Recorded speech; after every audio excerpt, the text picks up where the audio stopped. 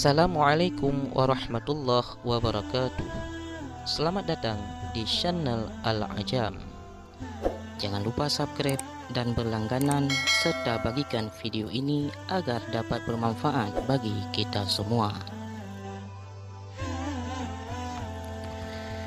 Sudah menjadi tabiat manusia untuk menyukai hiburan.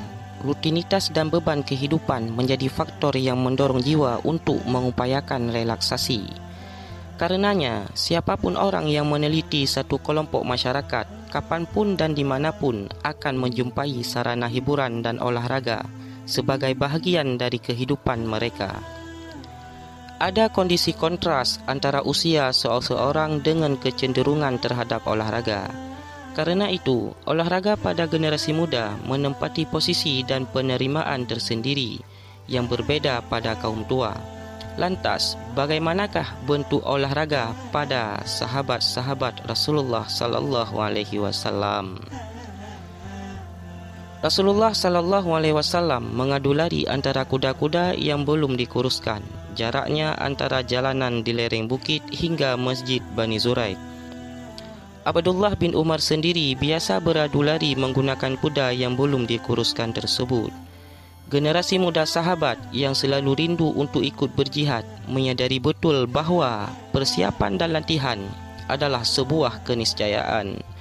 Karenanya mereka mematuhi wasiat Nabi sallallahu alaihi wasallam. Ala innal quwwatar ramyu.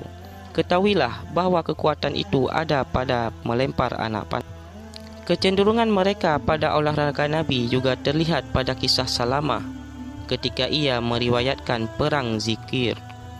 Ketika kami berjalan, ada seorang Ansar yang tidak bisa didahului kecepatannya dalam berjalan. Ia berkata, "Tidakkah ada orang yang beradu cepat sampai di Madinah denganku?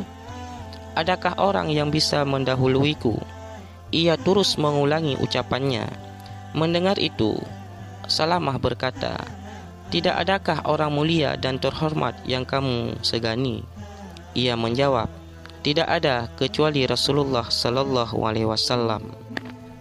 Salamah berkata kepada Rasulullah, "Wahai Rasulullah, biarkan aku beradu cepat dengan orang ini." Rasulullah sallallahu alaihi wasallam bersabda, "Silakan jika kamu mau." Salamah berkata, "Majulah. Aku tekuk kakiku lalu melompat dan berlari. Aku hemat nafasku hingga ia mendahuluiku satu atau dua bukit, agar nantinya aku tidak kehabisan nafas. Kemudian aku berlari di belakangnya dengan tetap menghemat nafas hingga ia mendahuluiku satu atau dua bukit. Lalu aku percepat lariku hingga berhasil menyusulnya tepat di belakang tubuhnya. Akhirnya aku berhasil mendahuluinya tiba di Madinah." Begitulah olahraga dan program-program hiburan di kalangan generasi muda sahabat yang berkaitan erat dengan tujuan-tujuan luhur, sekaligus menjadi aset dan bekal yang mendorong semangat dan kesungguhan. Bagi mereka, hiburan adalah sesuatu yang bisa menghantarkan kepada tujuan mulia.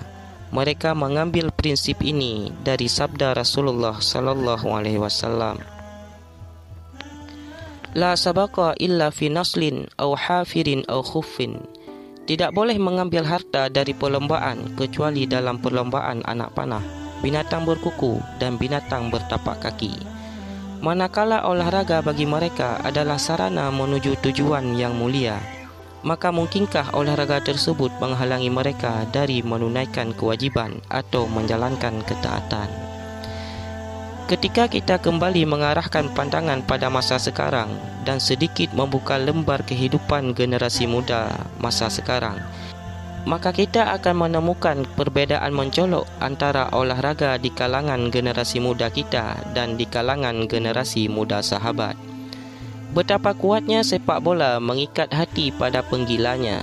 Sepak bola merampas waktu-waktu berharga mereka dengan menontonnya, menyaksikan tayangan pertandingan, membaca koran sebelum dan sesudah pertandingan, berdebat dan mendiskusikannya, bergantinya emosi antara mendukung dan mencaci, serta menumpahkan semangat untuk sesuatu yang tidak bersemangat.